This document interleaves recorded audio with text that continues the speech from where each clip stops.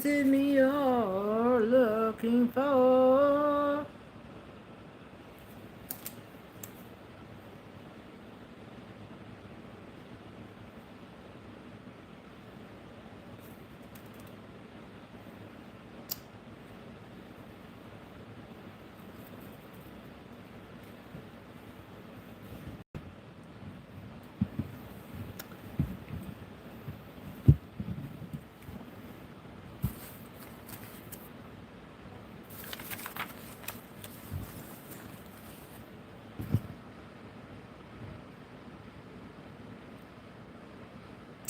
Greetings, everyone. Good evening. Welcome to the evening edition of Creative Talent Productions. Also, OSWN for Oh Shit, What's Next? VirtualAssistantPersonnel.com. Independent Media Journalist Organization.org.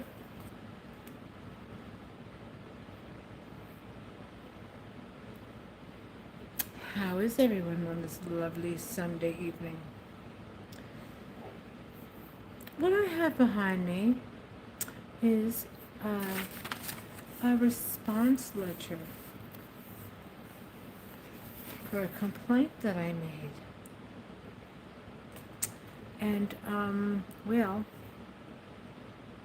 here's how the complaint reads. Andrew Gordon, being duly sworn, deposes and says, I am the Director of Employee Relations in the Division of Human Resources of the New York City Department of Education. I have held this position since September 2006. In this capacity, I am responsible for the oversight and management of several offices within the Division of Human Resources, including the Office of Personnel Investigation, OPI. OPI is responsible for carrying out background investigations of all New York City DOE employees and New York City DOE vendor employees to ensure the safety of the school community. I submit this affidavit in support of the position of the respondent, New York City Department of Education, which denies the allegation that complainant Patricia Kubas Perry's online DOE employment application and the information she provided about her criminal background was changed to falsely report that she was a registered blank offender.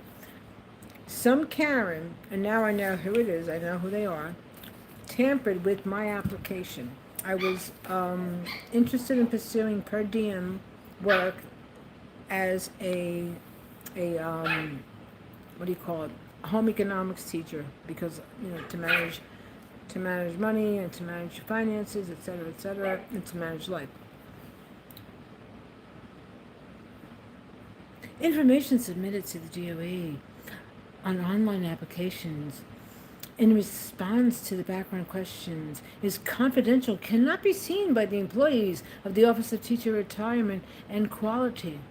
Only the Division of Human Resources, Office of Personnel Investigation, OPI, has access to the answers to such background questions. OPI employees are instructed that they may not alter information without the applicant's approval. Here, OPI staff did not alter complainant's application. Yeah, you did. And I know who did it. And, well, for the people involved, they have had zero luck. Anything that they have attempted to do has turned to poo-poo. You understand? Foreclosures. Yeah. Great deal of money loss. See, that's what happens when you are a conniving Karen and you attempt to mess around with people because you don't like them. You see, I have a fan club at the campaign headquarters. I hate Patricia Kubas.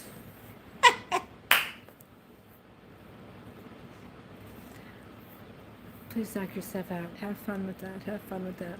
Because anytime or every time a person tries to do something against someone that's bullshit, trust and believe my heart, my hand on my chest, my hand pounding on my heart, it comes back to you times 7.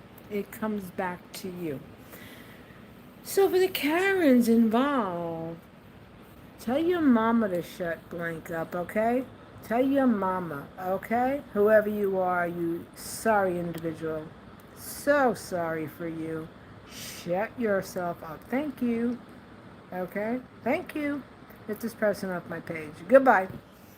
Yeah, so for anyone who does that or people who do that, you have a zero luck. Okay? You have zero luck. Because when you mess around with people, trust and believe, their guardians, their night guards, their guardians, ancestors, make sure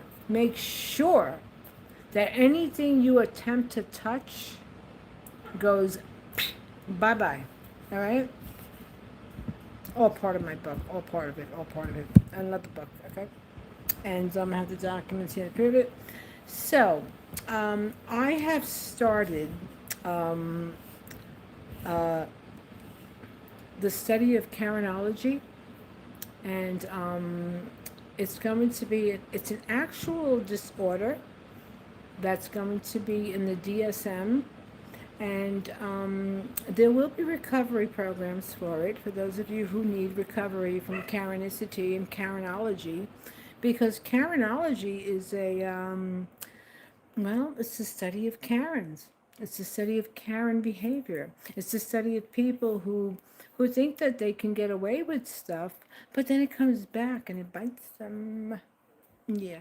So for the Karens, trust and believe, you don't have anything going for you.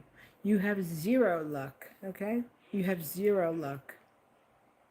So if you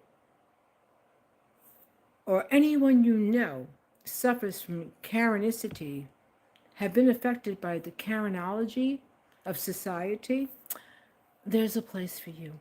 There's a place for you. Health and Human Services, they're going to develop a program to prevent Karen. Yeah. You just, there's so much. Tell your mama to shut up, okay? Tell your mama to shut up.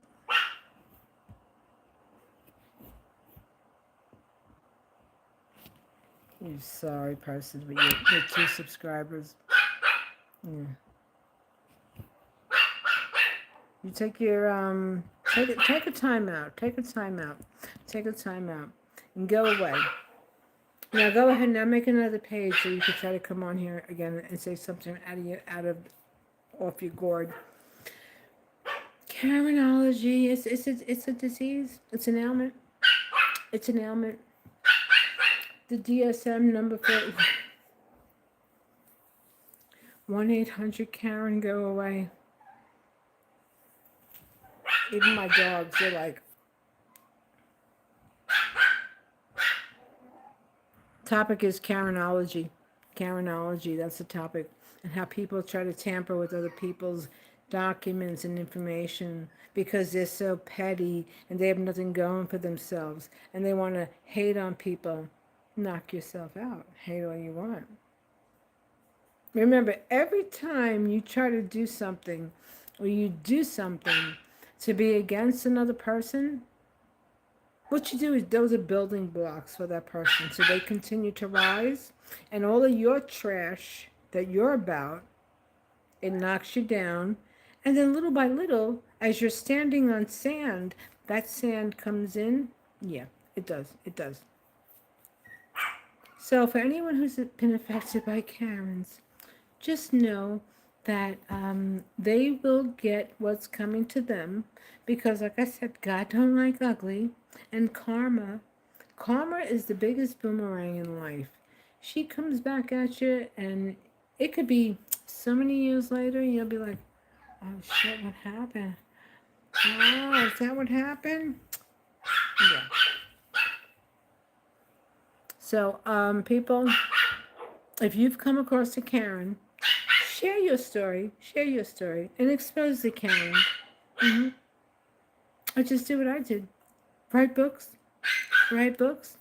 and then you can have like a production company contact you, and then they'll want you to air your story. But don't do it, because then they'll have the rights to your story. So before you ever attempt to sign a contract, always read the fine print. Always read the fine print. Your story is your story, and you can self-produce on your own. You don't need to share your story with a company, like what just happened, where I was approached via online, and then upon further review of the documents, they would have had 70 years. They would have had the rights to my story for 70 years. So now I'm 66, so in 70 years, that would have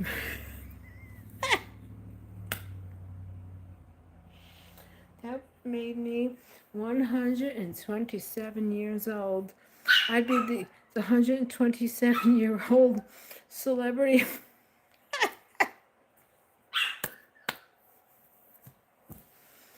I will always shine. I will always laugh. Because, you know what? In life, like I said a million times, you have to have a duck's ass. You have to let shit roll right off. And then for the clowns who got the game and tried to think that they were going to do something, oh, no, no, no, no, no, no. No, no, no, no, no, no, no. But for everyone else, for the non-Karens who follow me, stay safe, stay well, stay hydrated. And that goes for you too, Karens, because apparently there's some things are not working right. The synapses and the dendrites in the brain, maybe your electrolytes are off balance. I don't know.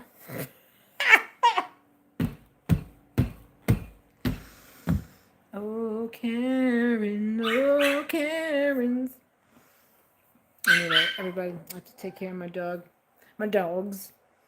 Yes, they rule the house now. They rule everything. It's not about me. Well, it's never about me. I've never been like that anyway. Have a good one. And Karens, there are recovery support programs for you. There really, really are. There really, really are. And I do hope you find your peace. I do hope you find your peace. Because, like I said, when you do something against someone else, the person you're trying to go against, their guardians, ancestors, keep their foot on your neck in the spiritual realm. That's why anything you try to do never comes to fruition. Remember that.